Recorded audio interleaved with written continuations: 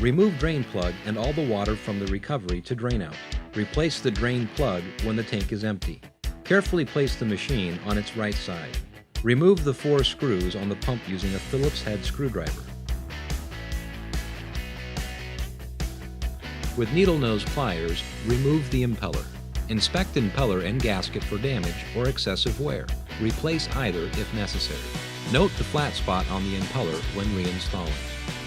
Reinstall impeller and gasket. Replace impeller cover and secure with 4 screws.